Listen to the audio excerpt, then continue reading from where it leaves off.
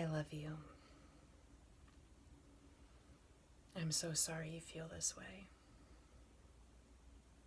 Please tell me more. Thank you for helping me. I honor your power. I love you. I bless you. I'm sorry. These are all things that we can say to the shadow. As I can see in myself and others, the collective unconsciousness is really rising for us to look at and for us to integrate.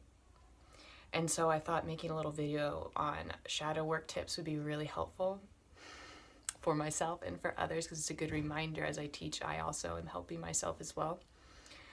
So just know when you have any discordant energy, emotion, thought form arise in your consciousness, it's arising so that you can look at it, see it for what it is, love it with compassion, respect, and honor, so that it can integrate and go back home into your heart space. Whether it's your emotion, your memory, your thoughts, or the collectives. Either way, it's our responsible as conscious beings and conduits to look at these feelings and emotions and thoughts and see them as equal counterparts of the divine, because it's us. All of these versions that come to us are just fractals and fragments of us that want to be in the light, but they don't know how. And how they get back to the light is through you. Okay? So our soul, our consciousness is perfect. It's our body that's catching up. It's our body that's mutating through the DNA. And of course, evolution is not going to be easy breezy, right? I always say, ask the butterfly. To go from a little caterpillar into that cocoon where it's changing and then comes out a butterfly, like, you know that wasn't easy, right? But we're so hard on ourselves, and we're really hard on our bodies. When we understand that this journey is for the body, that it's our body's journey, and we respect the pace that our body needs to go in order to ascend and to evolve and to integrate, then we can slow down, okay? Because you're awake up here, you're conscious, right? It's the emotional body that's catching up. I mean, think about it. This is what's carrying all the density. This is what's carrying all the density. Not your soul, not your consciousness. So what our body really wants is us to respect it, honor it, and allow it to go as fast or slow as it needs to, right? Because it's about our souls entering our body. And what our soul's not going to want to be in a body that's discordant, intense, and tight, and feeling rushed and not respected. This is the container. So we want to make this container as beautiful, soft, loving, and awesome as it possibly can. Think of this as the soil.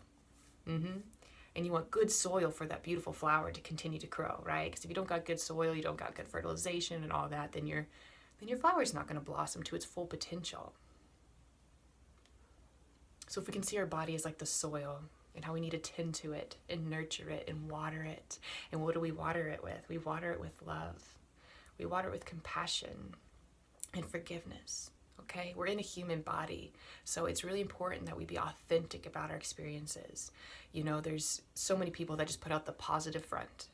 And that's beautiful. That's gorgeous. But we're in human form. There's both sides. We have polarities until we're fully unified and integrated and embodied as ourself with a capital S.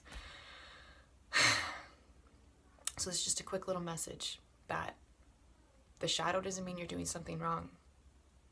There's just more to come up. There's more to clear to make space for your beautiful soul. And remember, you're not just clearing for yourself. You're clearing for the collective. You're clearing for the behalf of humanity, right? And we volunteered for this. If you're a volunteer soul, starseed, light worker, light warrior, this is our job. This is our responsibility. You know, and sometimes we can think, well, why do I have to clear for the unconscious? Why do I have to clear for humanity? It's not my stuff. It's not my problem. Well, just like Jesus said, you know, forgive them for they don't know. They don't know. There was a time when we were unconscious as well, and we did all kinds of crazy shit. You know what I mean? We've all been there, so let's just cut the BS and be authentic. Let's be real. Let's be souls here. Souls share, souls unite, and souls souls are authentic. Tongue twisted. Okay? And that's how we're going to help each other and come together, is by being real and raw with our experiences. You know? Because we're taught as children that if we're in pain, no one wants to be around us. We're taught in our culture, especially Western culture, that if you're in pain, if you're not blissed out happy, if you're not, you know, if you're in any form of pain, that no one wants to be around you.